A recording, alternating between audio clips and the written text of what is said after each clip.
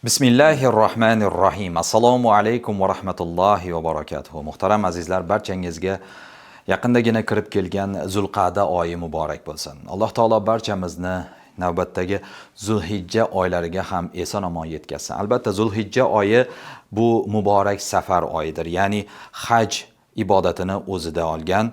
Inshaalloh o'sha kunlarda ham safarga boradiganlarimiz, yurtimizdan boradigan hojilarimiz eson-omon borib kelishlarini, hajlari maqbul bo'lishligini Alloh taolo o'zi nasibi ro'z aylasin. Bugungi juma suhbati ko'rsatuvimizda ham aynan safar mavzusida inshaalloh bo'ladi. Bu mavzuyimizda, ya'ni safar odoblari mavzuyimizda inshaalloh safarda bo'ladigan odoblar, ya'ni u yerda o'qiladigan namozlarning hukmi va boshqa masalalar bo'yicha inshaalloh suhbat olib boramiz. Bugungi suhbatdoshimiz Toshkent shahri Uchtepa tumanidagi Labizah jome masjidi imom xatibi ustoz Ravshanbek domla Rahimqulov bo'ladilar. Assalomu alaykum ustoz. Xush kelibsiz studiyamizga. Domla, dastavval shu safar odoblari haqida suhbat qilsak, marhamat. Bismillahirrohmanirrohim. Alhamdulillah va salatu vassalamu ala rasulillah amma ba'd. Hammamizga ma'lumki, Alloh subhanahu va taolo biz bandalarni mana shu dunyoga vaqtinchalik bir muhlat o'laroq musofir qilib yubordi. Mana bu dunyodagi hayotimizni o'zi bir biz uchun vaqtinchalik bir berilgan muddat safaridir, muhlatdir. Demak, bandani to tug'ilib voyaga yetib vafot bo'lguncha qiladigan har bitta xatti-harakatlari demak o'sha musofirlikda safardagi qilinadigan xatti-harakatlarga kiradi. Rasululloh sollallohu alayhi vasallam bor hadislarda shunday marhamat qilganlar: "Qolan nabiy alayhissalom tasafaru tasahhu", ya'ni safar qilinglar, salomat bo'lasizlar deganlar. Demak, shariati islomiyada safar qilmoqlik agar muboh bo'ladigan bo'lsa, ruxsat berilgan bir halol safar bo'ladigan bo'lsa, bu hech qanaqangi musulmonlarga zarar keltirmaydi. Safar so'zini lug'aviy ma'nosi bu inson o'zini zohir qilishi, ya'ni oshkor qilishi. Ya'ni safarga chiqqan banda albatta qancha insonlar bilan muloqotda bo'ladi, qancha yurtlarni ko'radi. Demak, safarni ma'nosi ham, mazmuni ham shu. Ya'ni shar'iy istilohiy ma'nosi shu ekanki, bir musulmon kishi 3 kecha 3 kunduzlik o'sha safarga chiqadigan bo'lsa, o'sha safarni bosib o'tadigan bo'lsa, demak mana shu safar musofirlik degan ma'noni o'zida anglatar ekan. Demak, mana bu safar xoh piyoda bo'lsin, xoh tuyada, mana shunga o'xshagan ulovlarda bo'lsin, ya'ni hozirgi paytda mana shu bizning mana shu Hanafiy mazhab ulamolari o'sha 3 kecha 3 kunduzlik safarni 90 kilometr, 100 kilometr chaqirimdagi masofani keltirib o'tganlar. Demak, faraz qilaylikki, bir inson agar 3 kecha 3 kunduzlik safarga, ya'ni o'sha 90 kilometrlik yoki 100 kilometrlik masofadagi safarga chiqishni qasd qiladigan bo'lsa, niyat qiladigan bo'lsa, demak, ana o'sha inson musofir deyiladi. Bu demak 90 kilometr deganingizda bu aynan muqim turgan uyidan hisoblaganda yurib borganda 90 kilometrmi yoki ma'lum bir chegarasi bor? Yo'q, o'zini o'sha uyi emas, o'zini yashab turgan shahari yoki qishlog'i inobatga olinadi. Demak, biz Toshkentda yashaymiz, shu Toshkentning eng chekka hududidan boshlab 90 kilometr hisoblanadi. 90 kilometr demak hisob kitob qilinadi. Demak, mana shuncha masofani qasd qilib, niyat qilib chiqqan inson demak musofir degan nomni o'ziga oladi.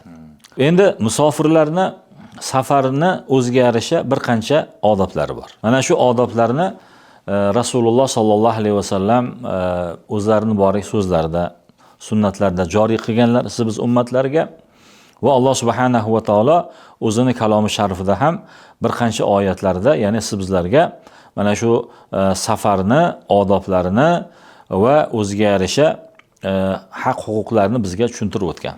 Rasululloh sollallohu alayhi vasallam birinchi navbatda safarga chiqadigan inson niyatini to'g'ri qilishi, niyatini yaxshi qilishini keltirib o'tganlar. Qolan nabiy alayhissalom innamal a'malu binniyat. Albatta har bir amallar niyatiga yarasha bo'ladi. Demak, o'sha safarni qasd qilgan odam, niyat qilgan odam, mayli u qarindoshini ziyoratga bormoqchimi, bemorni ziyoratiga bormoqchimi, haj safariga, umra safariga bormoqchimi?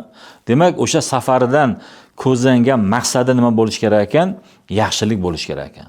Ya'ni safarga borib birovni o'ldirib kelaman yoki bir o'g'irlik qilaman yoki bo'lmasa bir shunga o'xshagan shaytoniy bir amalni amalga oshiraman degan yomon niyatlardan Alloh taoloni o'zi saqlasin, musofir odam ya'ni uzoq bo'lishi talab qilinadi.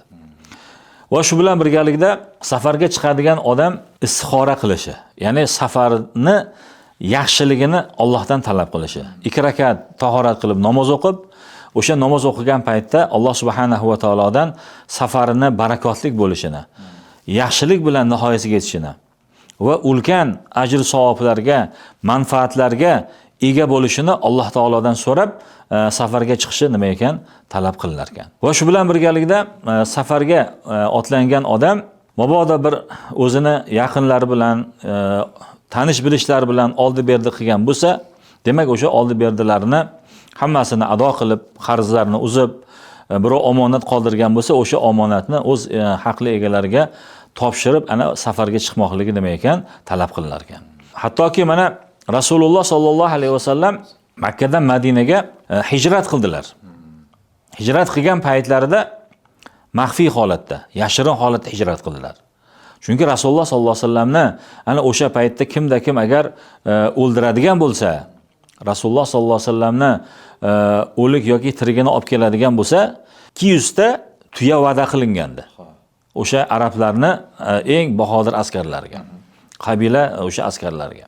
Shunda Rasululloh sollallohu alayhi vasallam hattoki qarangki, mana shundoq bir qiyin vaziyat bo'lib turgan paytda o'zlarini jonlariga, qonlariga, o'z qabiladoshlari, atrofdagi arab qavmlari tashna bo'lib turishiga qaramasdan nima qildilar? Hazrati Alini o'rinlariga yotqizdilarda va qo'llariga o'sha kim bilan oldi berdi qilgan bo'lsalar, o'sha omonatlarni boshqalarini qoldirib, mana shu narsani falonchiga, fistonchiga yetkazib qo'yasan deb, ana undan keyin safarga chiqdilar. Hazrat Abu Bakr Siddiq bilan. Demak, bizni islomda, shariatimizda qanaqa safar bo'lishidan qat'iy nazar, demak, biz atrofimizdagi mo'min musulmonlar bilan oldi berdimiz bo'ladigan bo'lsa yoki birov bizga omonat qoldirgan bo'lsa, o'shani haqli kishilarga qoldirishlarimiz. Yo hech bo'lmaganda ana o'shani yetkazib qo'ymoqligini bir o'zimizga ishonchli bo'lgan kishilarni topib, o'sha narsalarni berib, ana undan keyin safarga borishimiz nima ekan? Maqsadga muvofiq bo'lar ekan.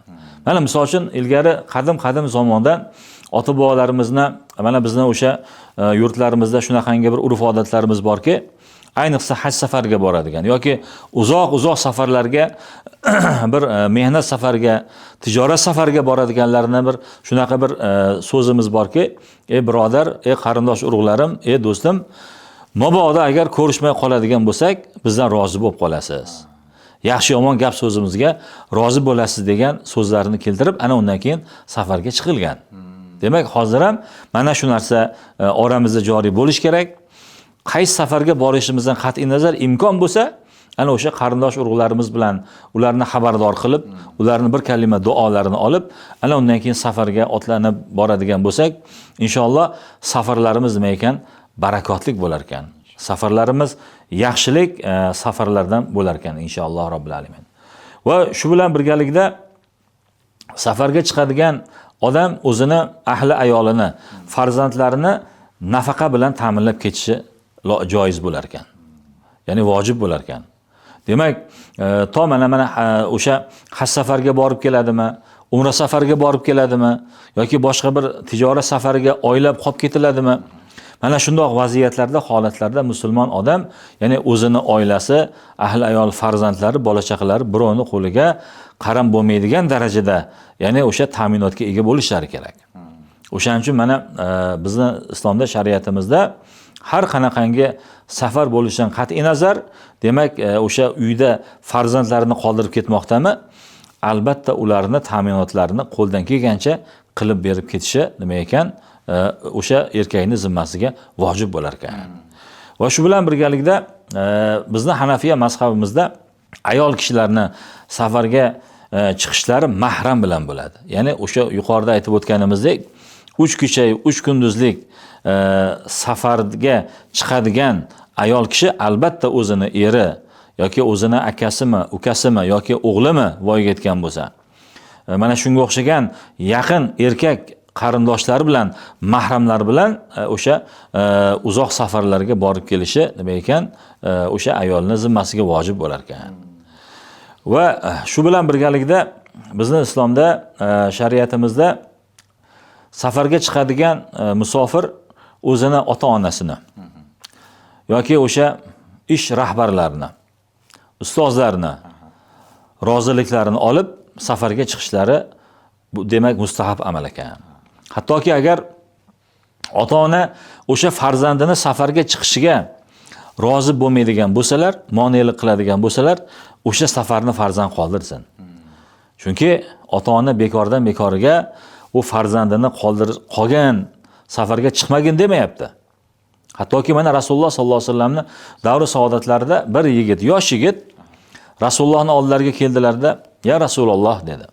"Ya Allohning rasuli, men nihoyatda jang qilishga, ya'ni g'azotga chiqishga, jihodga chiqishga ishqiboz yigitman. Keling, mana shu meni ham o'sha jihodga chiqadigan musulmonlarni ro'yxatiga kiritib qo'ysangiz." Shunda Rasululloh sollallohu alayhi vasallam aytdilarki, "Ahayyun validayki, ota-onangiz hayotmi?" "Alhamdulillah, ular hayot" dedi yigit. Shunda Rasululloh aytdilarki, "Undoq bo'ladigan bo'lsa yo'q. Ya'ni boring, ana o'sha ota-onangizni xizmatlarini qiling, mana shu jihod bo'ladi." Ana, demak qarangki, boshqa rivoyatlarda hattoki Rasululloh sollallohu alayhi vasallam agar kimda-kim ota-onasini yuzlariga tabassum yugurishiga sabab bo'ladigan amalni, so'zni qiladigan bo'lsa, bitta hajni savobini oladi dedilar. Ya'ni haj mabrurni savobini oladi dedilar. Va Alloh yo'lida bir qulni ozod qilganligini savobini oladi deb Rasululloh sollallohu alayhi vasallam marhamat qilgan ekanlar. Ana o'shaning uchun qarangki, albatta safarga chiqadigan musofir albatta o'zini yaqinlarini, ayniqsa ota-onalar hayot bo'ladigan bo'lsalar, ularni duolarini olib, ana undan keyin safarga chiqadigan bo'lsa, inshaalloh safarlari yanada barakotli bo'lishiga nima ekan? Sabab bo'lar ekan. Va shu bilan birgalikda bir odam bir xizmatga mas'ul, bir lavozimda ishlaydi. Demak, o'zidan yuqoridagi o'sha rahbarlar bilan maslahatlashib, falon safarga borib kelmoqchiman, shunga borib kelsam maylimi deb o'sha bamaslahat agar ish qiladigan bo'lsa, demak bu ham Allohning shariatiga, Rasulullohning sunnatlariga muvofiq holatdagi safar bo'lar ekan. Va shu bilan birgalikda safarga chiqadigan odam mana kitoblarda kelgan ekan, hadis muboraklarda juma kuni iloji bo'lsa zavolgacha safarga chiqsin debdilar. O'sha juma namozigacha yoki bo'lmasa mana boshqa rivoyatlarda ham keltiriladi, payshanba kuni safarga chiqsin debdilar. Hatto ba'zi rivoyatlarda Rasululloh sollallohu alayhi vasallam, ya'ni men dushanba kuni tug'ilganman va dushanba kuni Allohning huzuriga safar qilganman, ya'ni safar qilaman va sizlar ham mana shu dushanba kuni safar qilinglar degan shunaqa rivoyatlar ham keltiriladi. Demak qarangki, o'shaning uchun dushanba kunlari, payshanba kunlari yoki juma kunlari safarga chiqiladigan bo'lsa, demak buni savobi ham inshaalloh ulug' bo'lar ekan. Va shu bilan birgalikda safarga chiqadigan odam, ya'ni o'zini atrofidagi bir yaqinlaridan, yori do'st birodarlaridan, sheriklaridan o'ziga bir hamsuhbat, ya'ni hamsafar bo'ladigan, sherik bo'ladigan bir insonni nima ekan topishi maqsadga muvofiq bo'lar ekan. Rasululloh sollallohu alayhi vasallam yolg'iz holatda safarga chiqishdan qaytarganlar. Hatto mana Hazrati Ibn Umar radhiyallohu anhuni keltirgan rivoyatlarida Rasululloh sollallohu alayhi vasallam aytdilarki, agar sizlar yolg'iz holatda, yolg'iz otliq bo'lib safarga chiqishni yomonligini men bilganchalik bilganlaringizda edi. Zinhor va zinhor yolg'iz holatda safarga chiqmasingiz deb keltirgan hadislari bor. Imom Buxoriy rivoyatlarida keltiriladi. Va boshqa rivoyatlarda esa keltiriladiki, agar safarga chiqadigan musofirlar bo'ladigan bo'lsalar, ya'ni 4 nafar bo'lib chiqishlari yaxshi bo'ladi deb keltirgan Rasulullohning hadislari ham bor ekan. Demak 4 nafar bu yaxshi ekanki, qanchalik o'sha safarga chiqadigan insonlar bir-birlarini yaxshi biladigan bo'lsalar, bir-birlarini yaxshi oldindan taniydigan bo'lsalar, ya'ni gap so'zlar bir-biriga qovushadigan, kelishadigan bo'lsa, inshaalloh demak o'sha safar barakotli, yaxshilik safar bo'lar ekan. Endi safarga chiqilganda mayli u haj safarimi yoki tijorat safari bo'ladimi, haligi sheriklar nobop bo'lib qoladigan bo'lsa, Alloh saqlasin. Ya'ni o'sha sheriklar har turli tomonga tortib ketadi yoki ularning gap so'zi sizga qalbingizga ozor yetishiga sabab bo'ladigan gap so'zlar bo'ladigan bo'lsa, ertaga o'zingiz ham qiynalasiz, o'zi ham qiynalib ketadi. O'shaning uchun safarga boradigan odam, ya'ni o'ziga yaxshi bir suhbatdosh, ya'ni o'ziga yaxshi bir sherik tanlashi nima ekan lozim bo'lar ekan. Va shu bilan birgalikda safarga chiqadigan musofirlar, mana misol uchun 3 kishi, 4 kishi, 5 kishi bo'lib safarga chiqadigan bo'lsalar, oralaridan bir kishini tanlab, mana siz, ey falonchi, bizga mana shu safarimizda rais bo'lasiz, yo'lboshchi bo'lasiz deb o'shani tayinlab qo'yishlari lozim ekan. Chunki Rasululloh sollallohu alayhi vasallam aytgan ekanlarki, agar sizlar 3 nafar bo'lib safarga chiqsangiz, orangizdan bir kishini amir qiling. Ya'ni o'sha safarga yo'lboshchi qiling deb keltirgan Rasululloh sollallohu alayhi vasallam borik so'zlari bor ekan. Inshaalloh, demak, mana shu safar yaxshilik va barakotlik safarlarni qatoridan bo'lar ekan. Va shu bilan birgalikda safarga sahar payti chiqmoqlik maqsadga muvofiq bo'lar ekan. To'g'ri, mana ba'zi rivoyatlarda Rasululloh sollallohu alayhi vasallam kechasi safarga chiqadigan bo'lsangiz, ya'ni sizga yo'l yaqin bo'ladi, oson bo'ladi degan hadislar ham bor. Ammo lekin mana boshqa rivoyatlarda keltiriladi, ya'ni meni ummatimni sahariga Alloh barakot bergan deb Rasulullohning qilgan duolari ko'p o'sha sahih rivoyatlarda, sunnatda kelgan. Sahar payti safarga chiqmoqlik demak inshaalloh barakotni jalb bo'lishiga va ishini bir yengil bo'lishiga, safari bir oson kechishiga demak dalda bo'ladigan, sababchi bo'ladigan safarlarning qatoridan bo'lar ekan.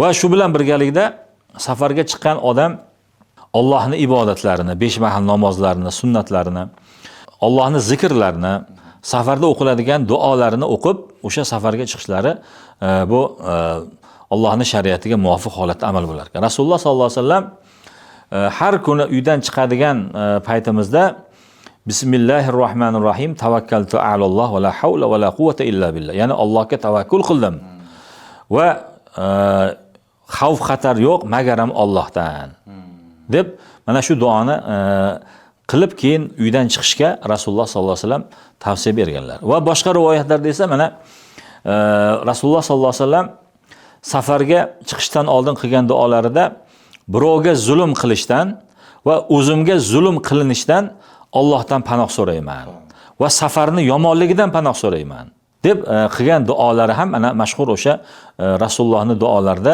rivoyatlarda keltiriladi.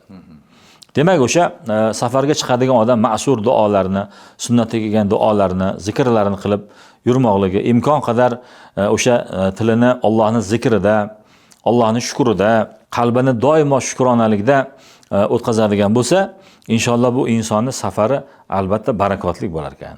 Va shu bilan birgalikda safarga chiqadigan odam doimo Allohdan qo'rqib taqvo qilishi. Mana Qur'oni Karim oyatlarida ham ayni o'sha haj oyatlari nozil bo'lgan Baqara surasida Alloh subhanahu va taolo shunday keltiradiki, astag'firu billah va tazawwadu fa inna khayra zadi taqwa wattaquni ya ulil albab. Sadaqallohul azim. Ya'ni o'zingizga zod rohila olinglar deydi Alloh taolo. Eng zod rohillarning yaxshisi bu taqvodir deydi. Ey aql egalari deydi Alloh subhanahu va taolo. Xo'p, endi mana shu oyatlarning davomida Alloh subhanahu va taolo yana keltiradiki, astag'firu billah fa iza afaltum min arafatin fazkurulloha indal mash'aril harom. Bas qachonki sizlar Arafat vodiysidan tushganlaringizdan keyin Alloh taoloni ko'p zikr qilinglar. Ya'ni Mash'arul Haromda Alloh taoloni zikr qilinglar. Fazkurulloha indal mash'aril harom vazkuruhu kama hadakum va in kuntum min qablihi la minadh-dhallin. Ya'ni garchi sizlar ilgari zalolatda bo'lgan bo'lsangiz, endi Alloh taolo sizlarni to'g'ri yo'lga hidoyat qildi. Demak, o'sha Alloh taoloni sizlarni to'g'ri yo'lga hidoyat qilganligini zikr qilib, Allohni ko'p eslang, zikr qilinglar deb Alloh subhanahu va taolo ayniqsa mana shu haj safarga borgan, o'sha haj safarda yurgan zotlarga Allohni zikrida, Allohni toat ibodatda mustahkam bo'lishlarini nima qiladi? Keltiradi. Demak, mana alhamdulillah tez kunlarda mana yurtdoshlarimiz Allohni baytiga, haj safariga, muborak safarga mana inshaalloh ketadilar. Safar boshlanadi. Demak, mana shu haj safariga boradigan inson go'yoki Allohni oxirat safariga otlangan inson singari bo'lib qoladi. Ya'ni oxiratga safar qiladigan inson nima qiladi? O'ziga kerakli bo'lgan, ya'ni savoblik amallarni, salohiyatlik amallarni qiladi. Va shu bilan birgalikda, ya'ni oxiratga safar qiladigan odamni eng asosiy oladigan libosi nima bo'ladi? Ihrom bo'ladi. Demak, hojilarimizni ham o'sha haj safariga boradigan paytlarida eng asosiy haj amallarini qilib turgan paytlaridagi liboslari 2 parcha matodan iborat bo'lgan oq ihrom bo'ladi. Agar mabodo haj safariga borgan paytlarida vafot qilib qoladigan bo'lsalar, ana o'sha ihromlar kafanlik bo'ladi. Boshlari ochiq holatda bo'ladi erkaklarniki. Ayollar yopiq holatda, ya'ni o'sha kafanlik o'ralib, boshqa qilinib, o'sha holatda nima ekan dafn qilinadilar. Demak, o'sha hojilarimizga, umra safariga boradigan o'sha omirlarimizga, ziyoratchilarimizga bizning tavsiyamiz, mana o'sha yurtboshimizni ta'birlar bilan aytgan o'sha bir so'zlarni eslab o'tamiz. Hajga, umra safariga borib kelgan odam, ya'ni xalq orasida ibrat namuna bo'lishlari kerak. Ya'ni o'zlarini yurish turishlarida, tutishlarida, ya'ni hajga borib kelgan odam har turli bir o'ziga loyiq bo'lmaydigan ishlarni qilmasin. insonlarga ibrat namuna bo'ladigan ishlarni qilsin deb ana yurtboshimizni o'sha alohida so'zlari bizni quloqimizga bir nihoyatda yaqin bo'lib o'sha singib qolgan. O'shaning uchun demak haj safariga boradigan inson go'yoki Allohning oxirat safariga bir otlangan inson singari bo'lib qoladi. Nihoyatda taqvoni o'ziga o'sha shior qilib olishi. Va shu bilan birgalikda mayli haj safariga boradimi, boshqa oddiy tijorat safariga boradimi, yoki qarindosh urug'larni ko'rishga, yoki boshqa bir ish bilan bemorlarni ziyorat qilishga, yoki do'stini ziyorat qilishga boradigan safar bo'ladimi? Qanaqa safar bo'lishidan qat'iy nazar nima qilish kerak ekan? Musofir o'zini odob axloqini go'zal qilishi, husn xulqlik bo'lishi, insonlar bilan muomala qilgan paytda tabassum bilan, go'zal muomala bilan, salom alik bilan va shu bilan birgalikda insonlarga namuna bo'ladigan o'laroq bir muomalada bo'lishlari talab qilinadi. Endi faraz qilingki, o'sha Makkaga mana hajga yoki umraga borganmiz. Borgan paytimizda alhamdulillah mana ilgari o'sha Imom Buxoriy desak sekin tanishardi.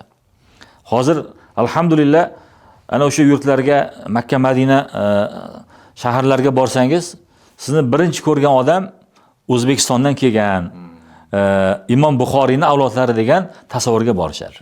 Demak, mana shu holatdan o'zlarimizga go'zal xulosa chiqazib, biz musulmonlar, biz o'zbek xalqi muborak safar bo'ladimi, boshqa safar bo'ladimi? Demak, bizni ortimizda vatanimiz turganligi, mana yurtdoshlarimiz, o'zbek xalqi turganligini esimizdan chiqarmaylik.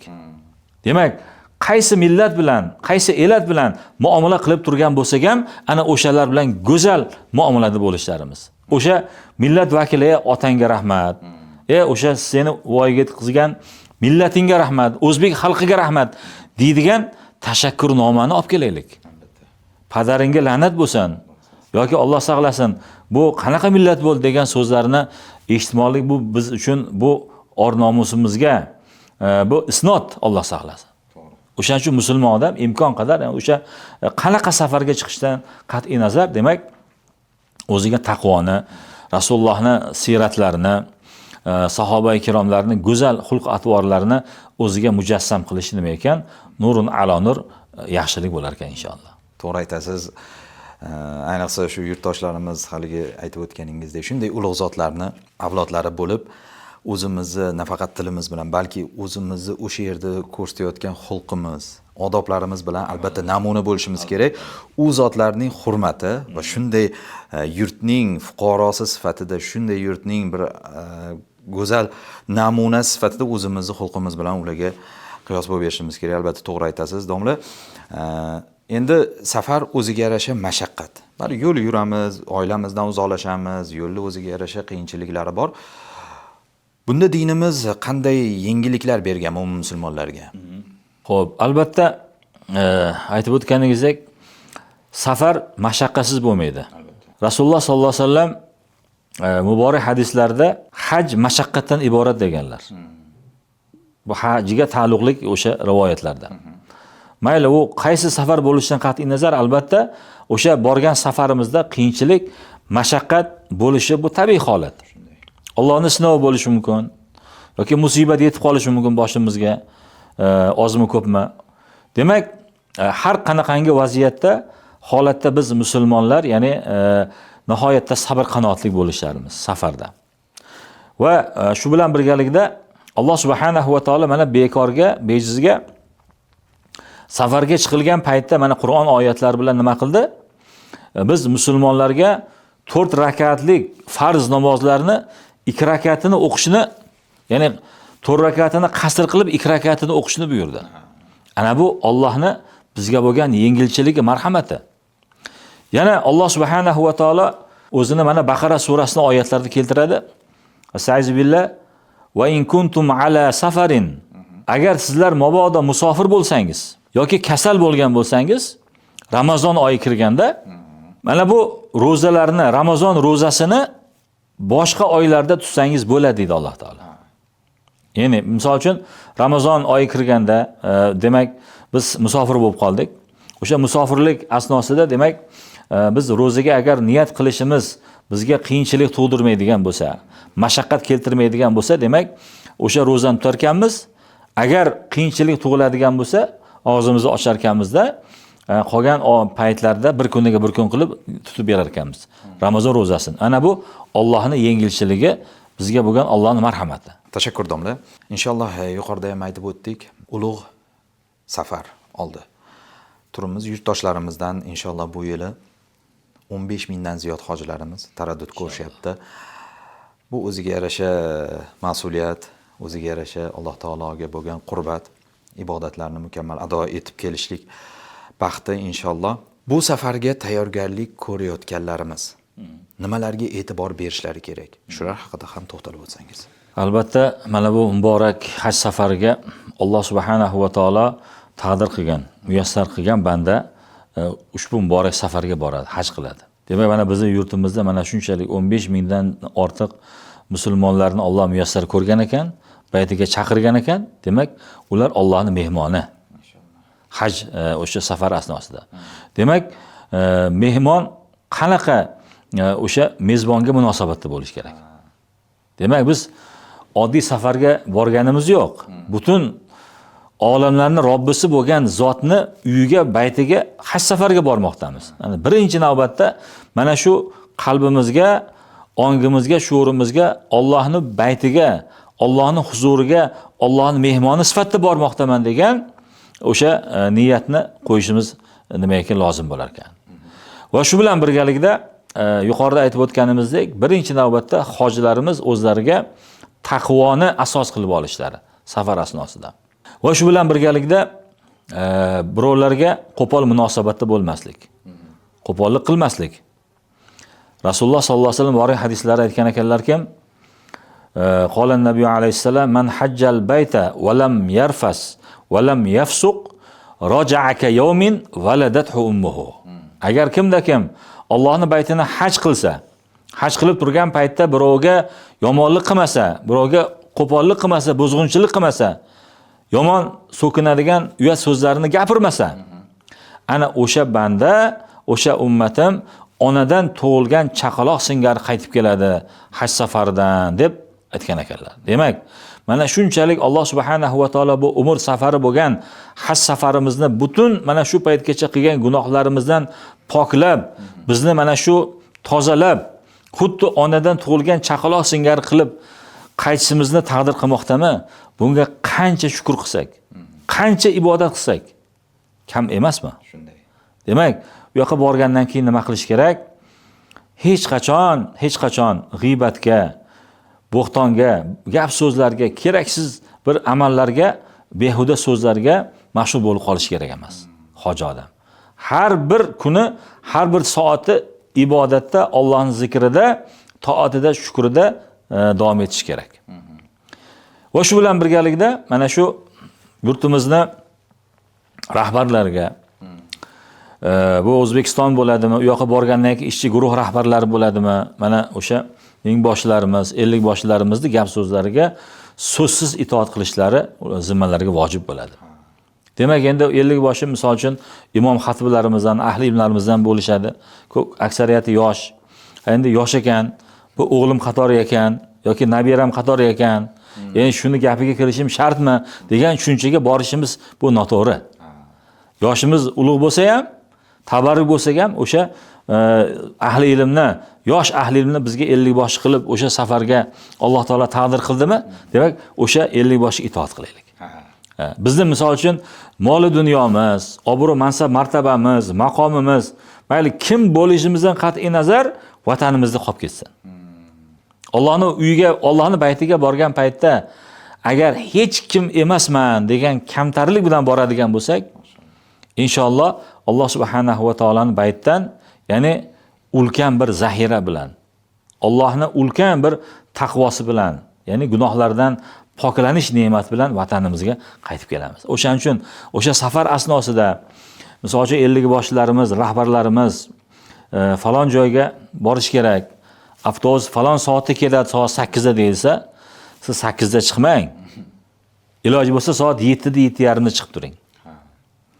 Agar 50 boshi bo'ldi, hozir yurmaymiz, birga yuramiz, 1 soatdan ketamiz desa, o'sha 50 boshiga itoat qiling. Inshaalloh bunda yaxshilik bo'ladi. Ya'ni o'sha o'zini rahbarlariga, 50 boshlarga itoat qilishda albatta yaxshilik, fazilat, barakot bo'ladi. Ya'ni safarimiz oson bo'ladi, qiyinchilik bo'lmaydi va shu bilan birgalikda Alloh rozi bo'ladigan safarimiz bo'ladi. Va u yoqqa borgan paytda asosan o'sha Makka, Madinadagi ikkita haramda ko'proq ibodat qilishga, ko'proq umralarni, ko'proq o'sha haj amallarini mukammal holatda ado qilishga harakatda bo'lishlarimiz taqozo qilinadi. Chunki Alloh taolo yana taqdir qiladimi yo'qmi o'zini baytiga kelishni? Mana shu savolni ko'p berishimiz kerak.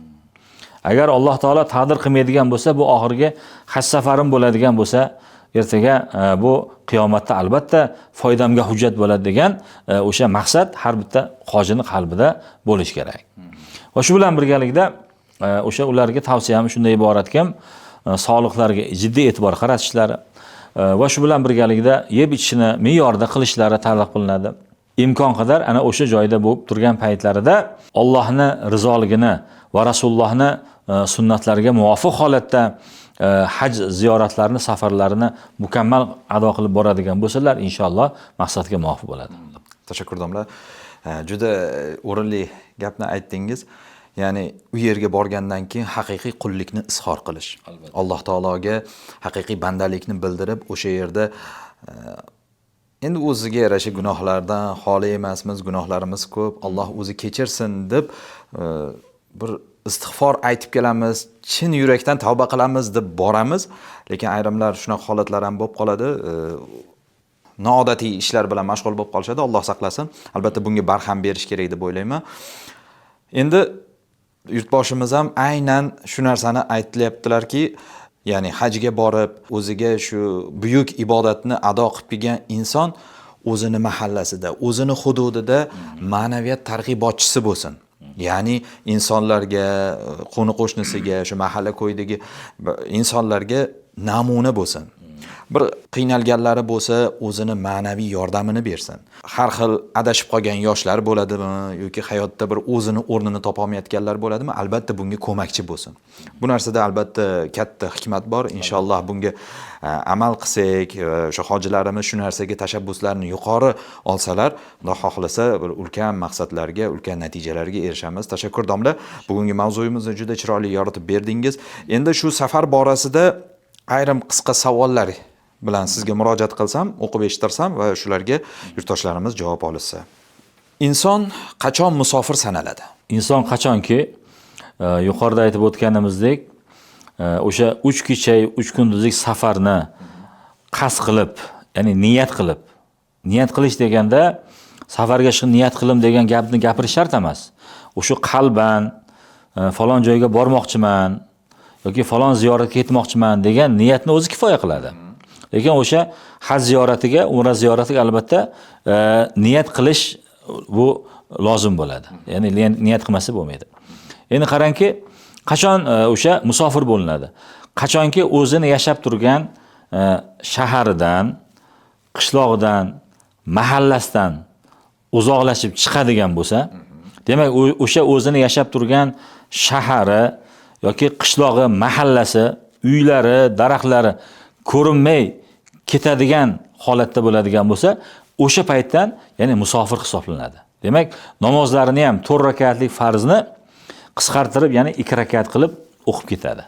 O'sha ketadigan paytda ham, qaytadigan paytda ham. Demak, masofasi yo'ldagi bo'lgan holatlarda ham namoz vaqti to'g'ri kelib qolsa, shu yo'lda to'xtab 4 rakatli farz namozini 2 rakat qilib o'qishi mumkin. 2 rakat qilib o'qishi mumkin. O'zi o'qigan paytda. Agar o'sha safardagi masjidlarga kirib, jamoatga iqtido qiladigan bo'lsa, muqimga iqtido qiladigan bo'lsa, demak, o'sha 4 rakat farzni to'liq o'qiydi. Sunnatlari ham albatta o'qiladi safarda. Xorijga turli maqsadlar bilan borgan va u yerda 15 kundan ortiq, balki yillar davomida yashaydigan kishilar muqim hukmida bo'ladilarmi? Albatta. Demak, mana kimda-kim agar o'sha chet davlatga, xorijga 15 kun yoki 20 kun yoki undan ortiq kunlarini niyat qilib safarga chiqqan bo'lsa, demak, ular o'sha yurtda yurgan paytlarida vaqtinchalik musofir bo'ladilar. Ya'ni bu degani o'sha yurtni muqimiga aylanadilar. O'sha yurtni vaqtinchalik muqimiga aylanib qoladilar. Demak, ular u joyga borgan paytlarida, misol uchun bir oyga ketgan odam o'sha joyda namoz qanaqa o'qiladigan bo'lsa, namozlarini o'sha holatda o'qiydi. Yoki o'zi o'qigan taqdirda ham, jamoatga iqtido qilgan taqdirda ham o'sha joyning namoziga muvofiq holatda to'liq namozlarni o'qiydi. Endi 15 kungacha safarni niyat qilib yo'lga chiqqan musofir namozlarini, ya'ni 4 rakatlik farzlarni 2 rakat qilib, qasr qilib o'qiydilar. 3 rakat mana shom namozlari yoki 2 rakat bomdod namozlari to'liq o'qiladi. Ular qasr qilinmaydi.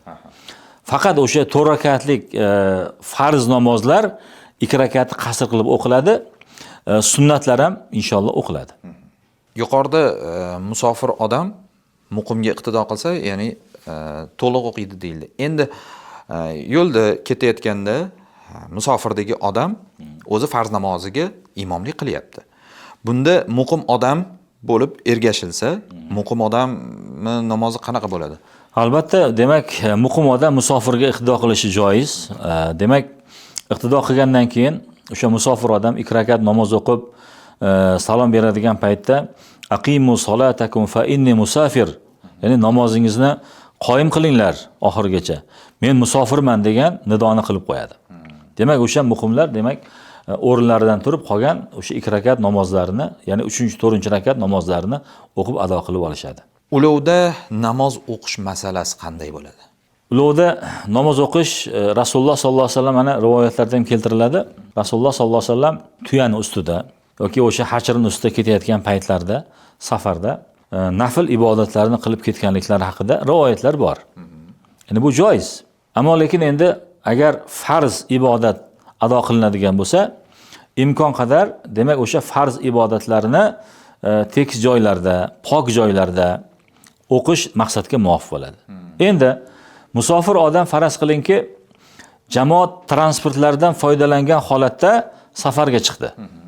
Misol uchun poyezdga o'tirdi, samolyotga o'tirdi, vertolyotga mindi yoki bo'lmasa paraxodga mindi. Demak, o'sha holatda ketib turgan bo'lsa, agar turib o'qishga imkoniyat bo'lsa, turib o'qiydi namozini. Agar turib o'qiladigan bo'lsa, yiqilib ketish holati bo'ladigan bo'lsa, imkon bo'lmaydigan bo'lsa, ya'ni to'xtatishni imkoniyati bo'lmagan o'sha avtoulovlar bo'ladigan bo'lsalar, jamoat transportlari, mana avtobus yoki poyezd, samolyot, ularni misol uchun o'sha boshqaruvchilarga to'xtatib turing, namoz o'qiyman deya olmaysiz. Chunki sizdan boshqa necha yuzta odam bor o'sha samolyotda, poyezdda.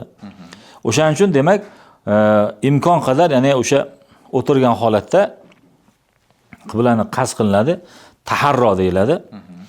Misol uchun qibla mana shu tomonda bo'ladigan bo'lsa, siz bu tomonga ketyapsiz. Demak, qasd qilasizki, inshaalloh men qiblani qasd qildim shu tomondaligiga deb qasd qilasizda niyat qilib o'sha namozni o'qib ketaverasiz. Haligi safar asnosida. Demak, birovga xalaqit beradigan, misol uchun siz turib namoz o'qiydigan bo'lsangiz, birovga xalaqit beradigan holat ham, u ham bu xalaqit beradigan bo'lsa, o'tirib o'qiyverasiz. Agar bir turishga imkon bo'lsa, ruku sajda qilishga imkon bo'lsa, o'qiysiz. Jamoat transportlari. Lekin o'zingizda avtoulovingiz bo'ladigan bo'lsa, demak, unda mashinani chetga olib, to'xtatib, biron bir namozxonalarda, masjidlarda namoz o'qib, o'sha farzlarni, sunnatlarni ado qilib ketishni o'sha buyuradi shariatimiz. Tashakkur domla. Endi ko'p holatlarda duch keladigan narsamiz ayollar. Ayollar masalasida ularga necha yoshdan mahram bo'ladi, misol uchun erkak kishi va kimlar mahram bo'la oladi? Keyin mahramsiz chiqish masalasini ham to'xtalib o'tsangiz. Bizning o'sha Hanafiy mazhabimizda ayollarimizni 3 kecha, 3 kunduzlik safarga mahrami chiqishi harom deyilgan. O'sha sahih rivoyatlardan xulosa qilib mujtahid ulamolarimiz mana shu fatvoni olishgan o'zlariga. O'shaning uchun, ya'ni demak, mahram deganda kim tushuniladi? Mahram deganda birinchi navbatda o'sha ayolni eri bo'lsa, eri, ya'ni mahramga o'tadi.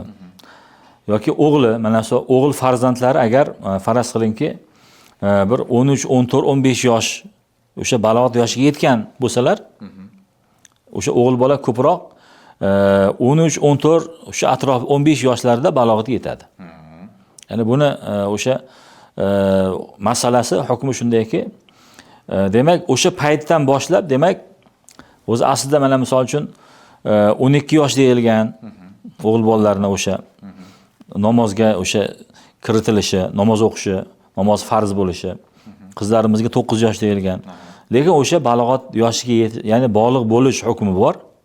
Qachonki o'sha bola o'sha ehtilom yoshiga yetgan bo'lsa, ehtilom bo'ladigan bir holatda bo'ladigan bo'lsa, demak o'sha bola ham bog'liq bo'ladi, balog'at yoshiga yetgan bo'ladi. Demak, safarga chiqqan paytda o'zini o'sha onasini yoki opa-singillarini himoya qiladigan darajadagi o'sha yigitga aylangan bo'lsa, demak, albatta u ham mahramlikka o'tadi inshaalloh. Agar yosh bo'ladigan bo'lsa, hali unaqangi balog'at yoshiga yetmagan bo'lsa, demak u o'tmaydi. Yuqorida aytib o'tdingiz, safarda sunnat namozlari ham o'qilinadi. Faqatgina farzni, 4 rakat farzlarni qasr qilib o'qish mumkin dedingiz. Endi yurtdoshlarimiz orasida shunday holatga guvoh bo'lib qolamizki, hajga, umraga borgan odam birdan o'zgarib qoladi. Ya'ni namozlarida o'zgarishlar sezib qolamiz. Ba'zida shunaqangi ixtilofli savollar u yerda rafiladayn masalasida, ominni jahriy etish masalalarida juda ko'p nima deydi, ixtilofli masalalarga duch kelib qolamiz va o'zlarida ham targ'ib qilishni boshlashadi.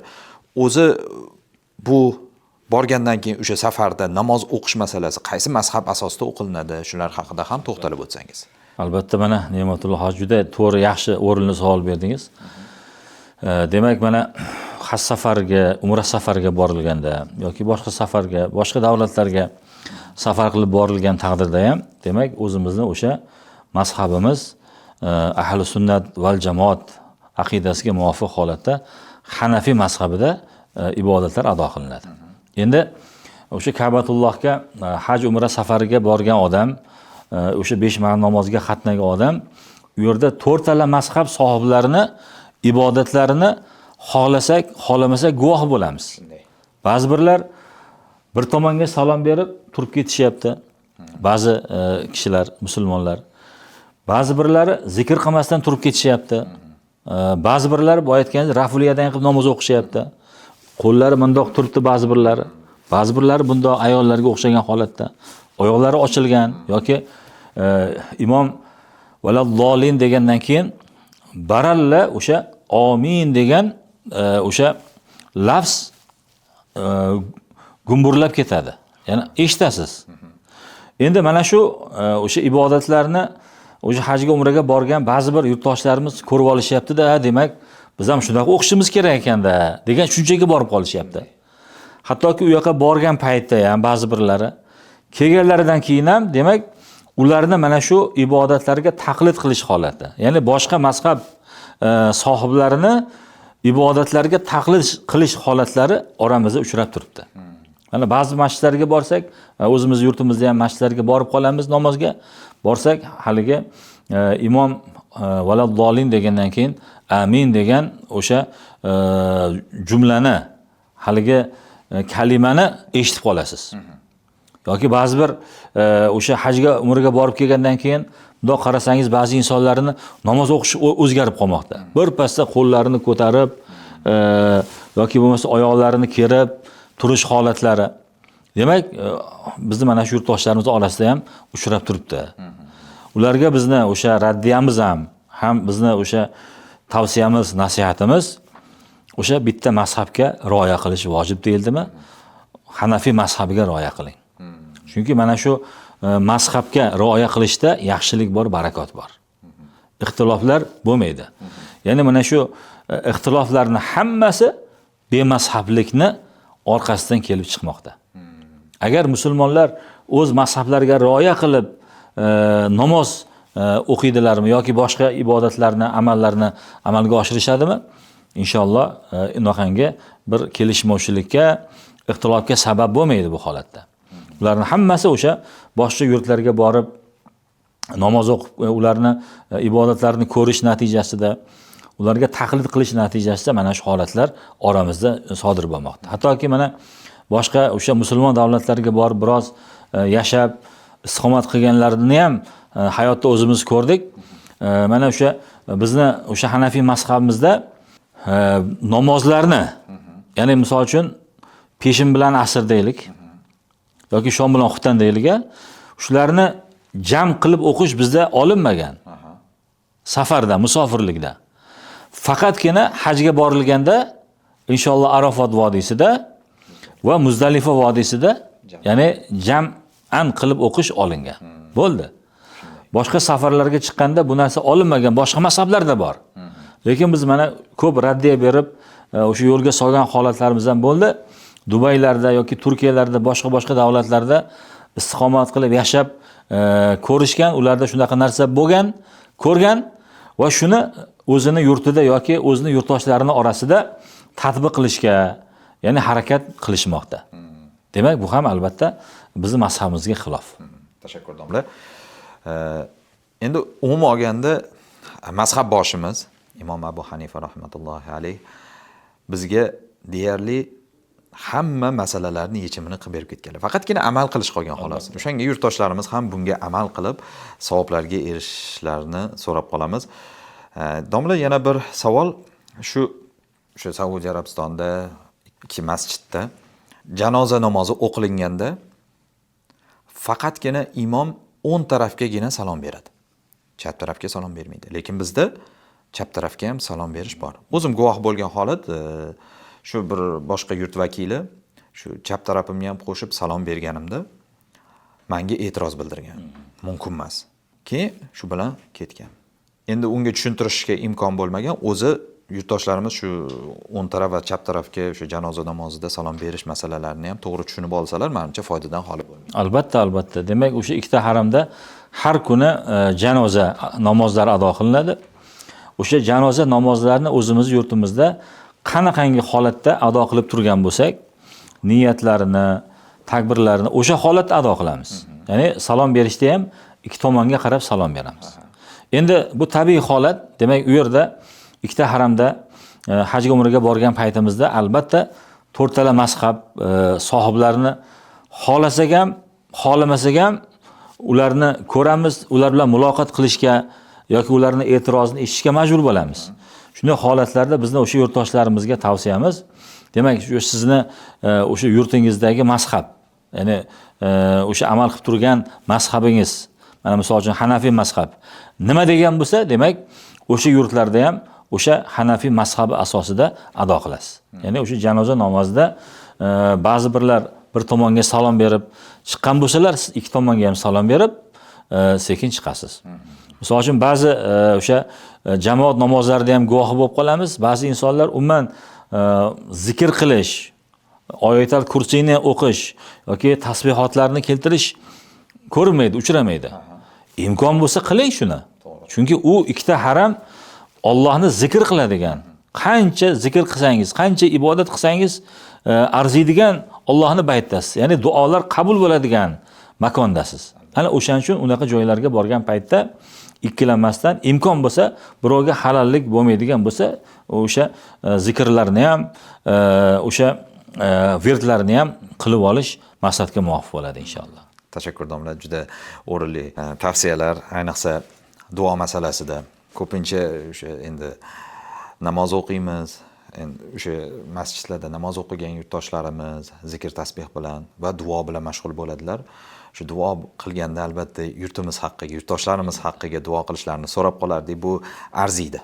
Nima bo'lganda ham arziydiki, shunday imkoniyatlar, shunday tinch yurtda yashab turibmiz. Albatta bu yurtga rahbar bo'lib turganlar va shu ishlarimizni emin-erkin borib kelishimizga imkoniyat qilib berayotganlar haqqiga albatta duo qilib qolishlarini so'raydik. Bu tavsiya ko'rinishda albatta qilsalar o'zlariga ham savob, albatta yurtimiz yanada bundan ravnaq topishiga inshaalloh sabab bo'ladi.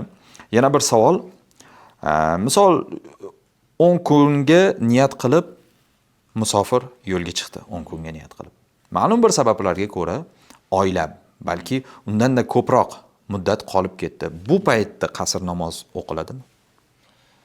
Albatta, ya'ni o'sha yuqorida aytib o'tganimizdek, birinchi o'rinda niyat inobatga olinadi. Demak, u o'sha 15 kundan ortiq emas, 10 kunni niyat qilib chiqdi safarga. Ya'ni 10 kunda qaytib kelaman deb faraz qilingki, Samarqandga ketdi yoki Buxoroga ketdi-da, u yerda 1 oy qolib ketdi. Yoki 1 yil qolib ketdi, faraz qiling. Ish bilan, boshqa mashg'ulot bilan. Demak, u odam o'sha borgan joyida musofir hisoblanib, namozlarini yakka holatda o'qisa, qasr qilib o'qiydilar. Shu toifa insonlar.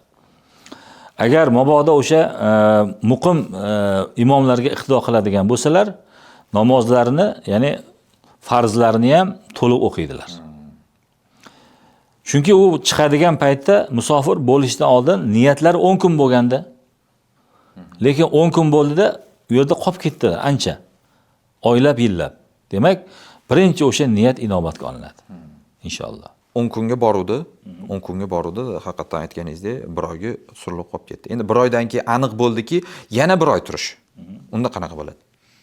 Farqi yo'q, farqi yo'q. O'sha niyati inobatga olinadi. Boshidagi niyatni o'zi. Boshidagi niyati amalga oshiriladi. Lekin undan keyin 1 oy qolib ketsa ham, 1 oy misol uchun aniq yana 1 oy qolar ekanmiz degan bo'lib qolsa ham, unda ham baribir 10 kunda ketgan, 10 kunda niyat qilib chiqqanda u.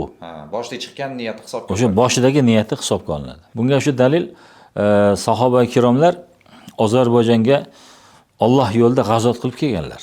Mana shu bizning yurtlarimizga. Ularning niyatlari o'sha 15 kunda borib qaytamiz degan niyatlar bo'lganda, lekin u yerda oylab qolib ketdilar. Qor yog'ib qoldi, tog'li hududlarda, boshqalarda. Ana shunda bir necha oylar qolib ketishiga sabab bo'ldi. Shunda sahoba ikromlar namozlarini qasr qilib o'qidilar u yerda. Ya'ni hammalar musofir bo'lganlar uchun farz namozlarini o'zlari o'sha jamoat qilgan paytlarda ham qasr qilib ado qilishdi. Tashakkur domla. Yuqorida aytib o'tdingiz, agar yolg'iz holatda o'qisa, qasr qilib o'qiydi dedi. Misol uchun 4 kishi safarga chiqdi. Ulardan biri imomlikka o'tib, jamoat qilib o'qishi mumkinmi? Albatta, albatta. Agar o'sha musofirlar o'zlari jamoat qilsalar, demak, o'sha jamoat qilgan paytlarida bittasi imomchilikka o'tadi, u ham musofir. Namozlarini qasr qilib 2 rakat o'qiydilar. U o'sha hajga borgan taqdirda ham, umraga borgan taqdirda ham, hani yo'lda, boshqada o'sha jamoat bo'lib o'qishga to'g'ri kelib qoladi. O'sha qasr qilib o'qiydilar namozlarni. Tashakkur domla. Bugungi shu musofirlik odoblari, islomda safar masalalarini keng va batafsil qilib ilmiy dalillar bilan yoritib berganingiz uchun Alloh taolo sizdan rozi bo'lsin. Avvalambor o'zlarimiz amal qilishligimizni, bu eshitgan ilmlarimizga va qolaversa yurtdoshlarimiz, mo'min musulmonlar amal qilishligini Alloh taolo o'zi nasib ro'z aylasin. Hajga otlanayotgan yurtdoshlarimizni eson-omon hajlarga borib kelishliklarini va u yerdagi qilayotgan ibodatlari, duolari, zikr va tasbihlarni Alloh taolo o'z dargohida qabul qilishini so'rab qolamiz. Muhtaram azizlar, bugungi juma suhbati ko'rsatuvimizning mehmoni Toshkent shahar Uchtepa tumanidagi Labizah jome masjidi imom xatibi ustoz Ravshanbek domla Raimqulov bo'ldilar. Navbatdagi ko'rsatuvlarimizda yana ko'rishguncha xayr deb qolamiz azizlar. Vassalomu alaykum va rahmatullohi va barakatuh.